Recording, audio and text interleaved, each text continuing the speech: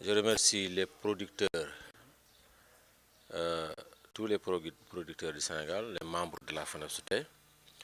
Aujourd'hui, nous sommes là dans la commercialisation, on peut dire en pleine commercialisation. La campagne, ça marche, ça déroule bien parce qu'on achète, on évacue à l'usine, on conserve notre semence. C'est pour cela que je vous dis que malgré les difficultés de trésorerie et de trésorerie, on se débrouille bien. Au début de la campagne, c'était un peu difficile, mais comme tout début est difficile. Mais actuellement, ça va vraiment, ça marche. On achète, on paye cash, on fait teg-teg donc banque bi jàppale nañu ci loolu ñu ngi sant Malick Ndiaye directeur général caisse nationale de crédit agricole. jàpp na ci bu baax a baax malgré ñu ngi ko ameel ay bor ci campagne yu jiw bi ñu génn campagne yu commercial duggaat rek fi saa si mais teewul mu nangu noo lebalaat xaalis. Cette année-ci, on parle de 1,4 million tonnes de production.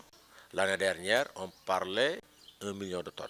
Parce que l'année dernière, à cette date-là, on n'avait que 90 000 tonnes. Aujourd'hui, on a plus de 100 000 tonnes. Donc, c'est plus important que l'année dernière. Donc, en attendant le bilan que vous allez tirer en tant que président, mais vous avez peut-être quelques informations des autres membres de la FENOPSE. Dans l'ensemble, tout va bien. Oui, dans l'ensemble, tout va bien. Comme je vous le dis dans le début, tout début est difficile. Mais on se débrouille bien. Tout le monde commence à collecter. Vous allez visiter les usines. Louga, Diourbel, Kaolack, Ziguinchor. Il y a beaucoup de graines drainées par les opérateurs. Donc, on peut dire que vraiment, c'est une très, très bonne campagne.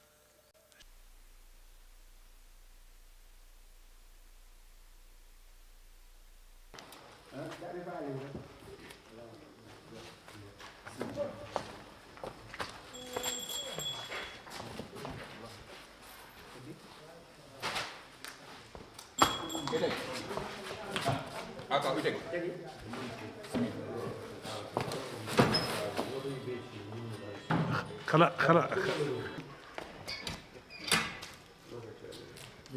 118.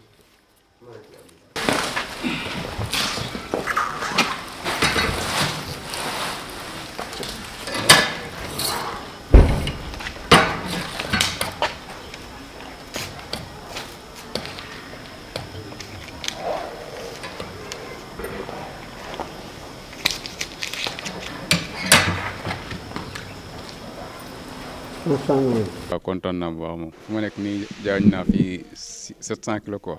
waaw dañoo peese ñu fay ñu moom sens rek. Il faudra que aussi les gens savent que les circuits officiels c'est un circuit vraiment à soutenir et à venir vendre leurs graines au niveau des points de collecte.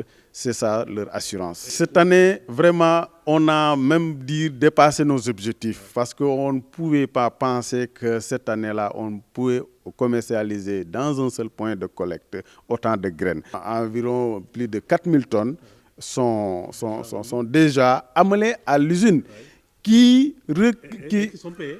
sont payés.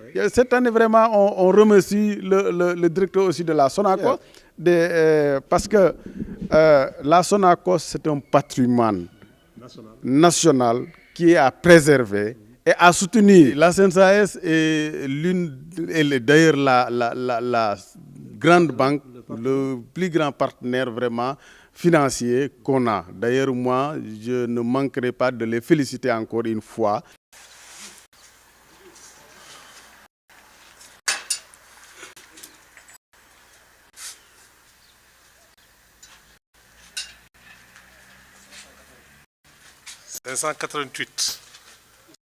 waaw ñun nag depuis ñu commencé ñu ngi jënd 210 ndax bi ñu déggee déclaration gouvernement bi ñun loolu rek la ñuy appliquer du def leneen du benn baykat bu mën ñëw ne géewul ak li ko wër opérateur ba fa nekk daje naa ak moom fenn mu jënd lu mag 210 waaw ñun nanguwuñu ko duñu ko def duñu ko wax.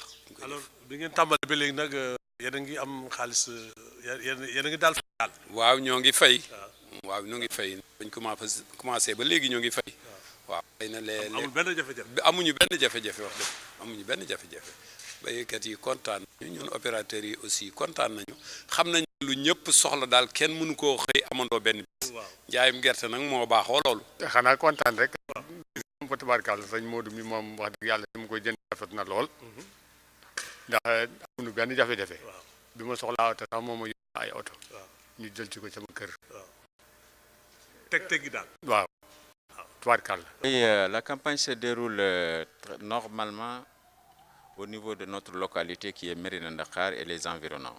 Mérina Dakhar, comme vous le savez, c'est une commune. C'est une commune qui polarise 115 villages. Les 115 villages dépendent du SECO de Mérina Dakhar. Tous les 115 villages, les 90% sont venus ici vendre leurs graines. Ils l'ont vendu sans problème, sans difficulté, sans bavardage. Tout s'est passé dans les normes. Si tu viens avec tes produits, après avoir pesé, on te paye directement, sans problème.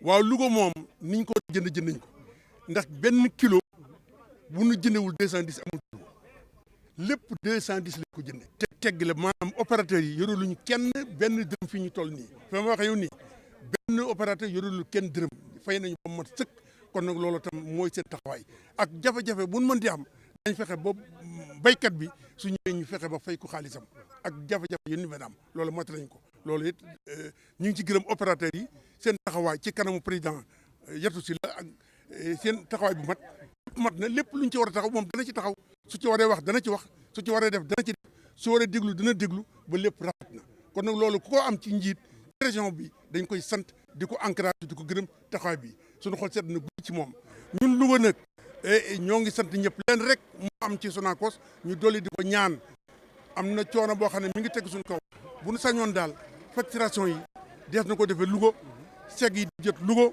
loolu buñ ko afoon muy Matar ma waaye teewul gërëm nañ leen sant nañ leen ci taxawaay bi sant Cheikh Fall mi nga xam ne mooy directeur usine Diourbel boole Louga ak Diourbel te taxawaay mat sëkk ak ñi mu ko équipe am yëpp ñu ngi koy gërëm di ko sant bu baax di gërëmat équipe bi nekk Louga Sonacos Louga ñi am nañu déggoo am nañ taxawaay boo xam ne ñoo ngi wàccee te nan war na coowe wala ñu réeroo ko ci dara amu ci